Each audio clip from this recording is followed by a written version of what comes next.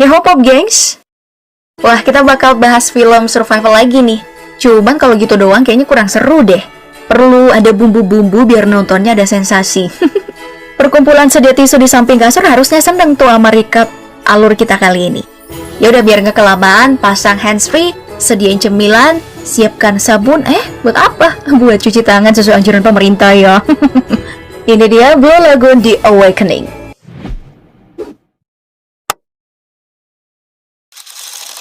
Baik, jagoan kita hari ini adalah Emma yang diperanin sama Indiana Evans dan Dean diperankan oleh Brenton Thwaites. Mereka berdua ini adalah siswa dari SMA yang sama, tapi status sosialnya beda. Emma adalah siswi populer idola cowok-cowok dan panutan para cewek. Dia tuh tinggal sama bapak ibu dan adik perempuannya. Sedangkan si Dean adalah cowok ansos yang tinggal berdua aja sama bapaknya. Tahu kan ansos? Antisosial? Terus dihindari nama semua siswa karena kelakuan rebel dan kebiasaannya yang nyinyirin orang lain. Wah, emang toksik nih. Dan nama Emma ini sekelas juga, tapi karena kastanya beda, mereka jadi nggak akrab. Bahkan kepikiran buat saling ngobrol aja enggak kali ya. Cuman sebuah insiden saat sekolah mereka baksos di Trinidad ternyata berhasil mendekatkan keduanya. Jadi gini nih ceritanya. Setelah kerja keras seharian buat bantu-bantu benerin rumah warga, anak-anak kan penat tuh. Makanya mereka ngadain pesta di atas sebuah kapal pesiar. Cuman pas pesta baru mulai, tiba-tiba pihak keamanan datang dan bubarin kerumunan. Terus pada disuruh balik deh ke penginapan. Nah, karena semua orang panik nih, emang gak sengaja kesenggol dan jatuh ke laut. Tapi temen-temennya gak ada yang sadar. Untung si Dan atau Dean ini lihat kejadian itu terus nolongin doi. Cuman kapalnya kan ketinggian buat naik lagi nih. Jadi mereka naik ke perahu karet dulu buat nyelamatin diri. Tapi pas Emma udah baikan dan mau balik ke kapal, tiba-tiba Dan mutusin tali yang tertambat karena nggak mau berurusan sama pihak keamanan dan para guru. Nah, disinilah awal bencananya.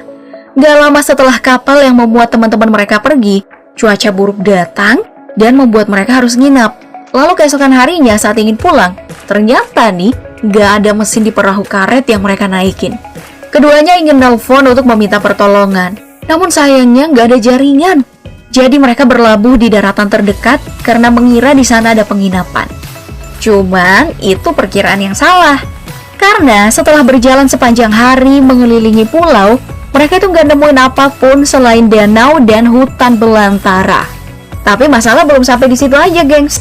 Pas mereka kembali atau balik ke tempat naruh perahunya, lah perahunya ngilang. Kayaknya dibawa ombak ya.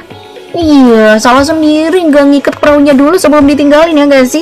So, dengan hilangnya perahu itu, harapan mereka yang tersisa hanya tinggal suar dengan 2 peluru. Ama beberapa bungkus cemilan yang ada di tas Emma. Selebihnya, mereka harus bertahan hidup dengan kemampuan sendiri. Mengandalkan makanan yang ada di pulau juga membuat bivak sebagai tempat perlindungan sementara. They'll come for us. I know it. Sembari menunggu ada kapal, pesawat, atau helikopter yang lewat untuk dimintai pertolongan. Dengan itu, maka dimulailah petualangan 2 insan yang baru akrab semalam ini. Sedangkan di sisi lain, kita bisa melihat orang tua mereka yang panik saat mendengar laporan dari pihak sekolah. Dan tanpa pikir panjang, langsung terbang ke Trinidad untuk membantu proses pencarian. Para orang tua ini awalnya mencari bersama pihak kepolisian dan tim SAR. Cuman, karena tim pencari bentukan pemerintah nyerah duluan, mereka akhirnya nyewa helikopter pakai uang bapaknya Dean yang emang tajir untuk nyari sendiri anak mereka yang hilang. Emang sih yang beginian itu kita nggak bisa ngandelin pemerintah ya. Soalnya selain mereka kere dan kadang pelit, negara juga pasti lebih mentingin hal lain yang ada profitnya ketimbang ngabisin duit pajak buat warga negara yang kenapa-kenapa ya kan? Oke deh, kita lanjut ya sebelum ditegur sama buzzer. Sebulan setelah berlalu sejak pencarian Dean sama Emma dimulai, namun hasilnya tetap nihil, sehingga para orang tua akhirnya mencapai batas dan memutuskan untuk berhenti. Dengan asumsi terburuk kalau anak mereka telah tiada. Sementara itu, di pulau, mereka ini yang disangka udah gak ada harapan ternyata masih hidup, meskipun tampaknya mulai frustasi. Apalagi setelah mereka menemukan kerangka manusia yang lebih dulu terdampar. Dan bikin Emma udah mau nyerah saking tertekannya.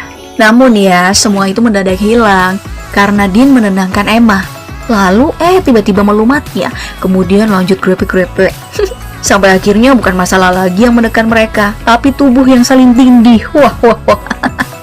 Ya, tekanan yang indah sampai akhirnya mereka lelah karena udah tumpeh-tumpeh. Di luar sih sepertinya. Jadi mereka pun tidur sampai keesokan harinya. Wah, capek ya. Dan saat bangun, alangkah kagetnya Emma karena Dean gak ada di sisinya. Sehingga dia berlari panik untuk mencarinya. Namun ternyata, Dean itu gak kemana-mana. Doi cuman sedang menggali makam untuk kerangka manusia yang mereka temukan sehari sebelumnya. Emma yang tampaknya mulai ada rasa, langsung mengajak Dean untuk bicara. Karena sejak tadi, Dean ngomel mulu kayak ada masalah keluarga. Mereka pun adu mulut nih. Maksudnya debat ya, bukan bertukar ludah dan lidah kayak tadi. Kalau berlima gini enak sih ya. Tapi aku yang capek mikirnya. Jadi selanjutnya biasa aja dah. Oke, di tengah perdebatan itu Emma jatuh dan terluka. Dean pun panik dan langsung memberikan pengobatan. Kemudian dilanjutkan dengan sesi berbagi perasaan, di mana Dean menjelaskan soal sikap ansosnya di sekolah. Yang ternyata yaitu semua berasal dari perasaan insecure dan overthinkingnya. Kalau nggak ada yang bakal perhatian sama dia. Terutama sejak ibunya meninggal beberapa tahun lalu. Dan sang ayah mulai lebih banyak menghabiskan waktu di kantor ketimbang di rumah. Dari sini Emma mulai bersimpati tuh sama Dean. Juga terpikat pada sisi lain yang baru dia lihat. Karena siapa sangka, tiap habis adu mulut, yang kali ini bertukar ludah dan lidah, terus kelanjutannya, kamu tahu sih bakal ngapain. Dean ini selalu menghibur Emma dengan jokes-jokes receh yang berselimut gombal cebanan. Kalau sudah begini, bisa begitu. Jika begini, bisa begitu. Jika bisa begini, bisa begitu. Duh, apaan sih? Ya, kalau sudah begitu biasanya Emma cuma bisa senyum-senyum kayak ABG baru puber. Lo emang iya kan? Well, meski keduanya makin mesra, bukan gak ada konflik dalam hubungan Dean dan Emma selama di pulau. Kegagalan menarik perhatian helikopter yang lewat, gegara suara hilang bersama sejumlah barang lain di tas Emma, bikin mereka bertengkar hebat nih. Selain itu, Dean juga sempat hampir mampus karena sikap so jagonya ngampirin suara aneh di hutan. Yang ternyata itu adalah seekor jaguar dewasa. Untung Doi selamat dari kejarannya, karena hewan buas itu meregang nyawa duluan pas ketusuk dahan pohon. Setelah itu, hari-hari pun kembali seperti biasa, tanpa satupun hal istimewa yang terjadi.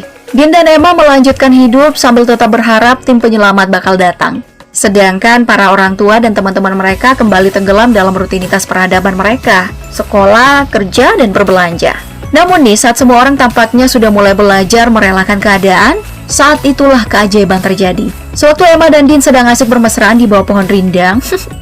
Tiba-tiba barang-barang yang sebelumnya ngilang berjatuhan menimpa mereka nih. Akhirnya ketahuan siapa pelaku yang nyembunyiin itu semua. Dia adalah seekor kera yang di atas pohon tampak sedang memegang pistol suar. Dari sini mereka akhirnya mendapatkan kembali kesempatan untuk pulang dengan selamat. Dan hanya butuh waktu beberapa hari sampai akhirnya kesempatan itu tiba. Sebuah helikopter wisata terbang di atas pulau itu, membuat Dean dan Emma berlari ke tepi pantai, lalu menembakkan suar terakhir mereka. Kemudian, boom! Kali ini helikopter itu menyadari keberadaan mereka. Setelah itu, adegan berpindah ke bandara beberapa hari kemudian, di mana para keluarga dan teman-teman sekolah mereka telah berkumpul untuk memberi sambutan. Namun, yang benar-benar disambut itu cuma Emma. Sedangkan Dean yang memang tidak populer di sekolah diabaikan gitu aja. Dean sepertinya masih ingin bersama Emma, tapi kerumunan membuatnya terhalang. Jadi Doi terpaksa ikut pulang sama bapaknya, dan habis itu keadaan benar-benar balik seperti semula. Semua yang terjadi seolah menguap.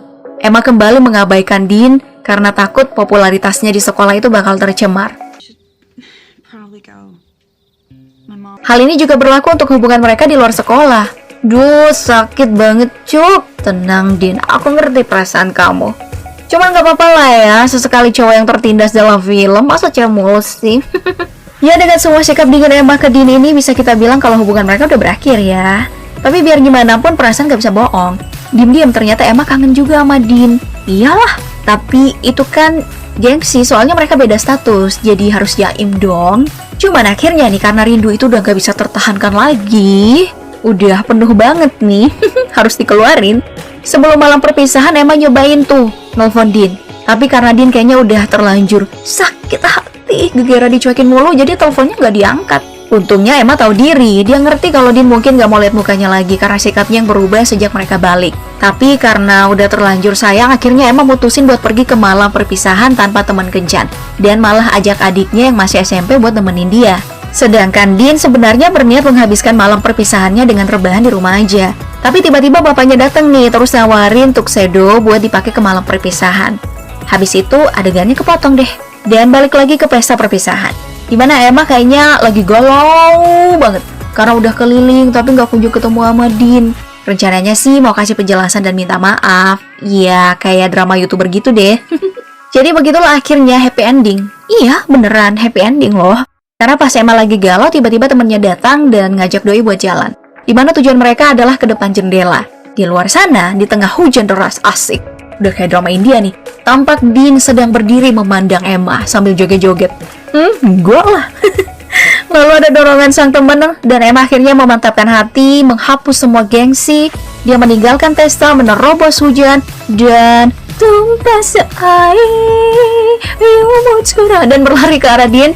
Mereka mengobrol sebentar lalu menutup film dengan adegan adu mulut yang indah. Becek. Ya, hati emang gak bisa bohong sih gengs. Gak peduli ada halangannya, pasti bakal ketemu jalannya juga. So, sebagai kesimpulan, film yang diadaptasi dari novel The Blue Lagoon ini sebenarnya terlalu jauh melenceng dari cerita aslinya. Kamu bisa nonton film adaptasi pendahulunya sebagai perbandingan. Tapi ada beberapa bagian yang bikin aku suka sama versi Michael Solomon dan Jake Newsom ini. Dan itu adalah pengembangan karakter yang cukup manusiawi, menampilkan sisi oportunis dari Emma. Dimana dia tuh bisa deket sama Dean saat kehabisan pilihan, namun dengan mudah membuang saat keadaan memungkinkan. Sebelum akhirnya dia sadar kalau waktu telah merubah hatinya. Buat aku ini konflik yang lebih menarik dibanding versi aslinya sih. Jadi karakter nggak dibikin hitam putih, tapi abu-abu. Dan emang begitulah manusia sebenarnya. Semua yang kamu lihat itu nggak biner, melainkan spektrum.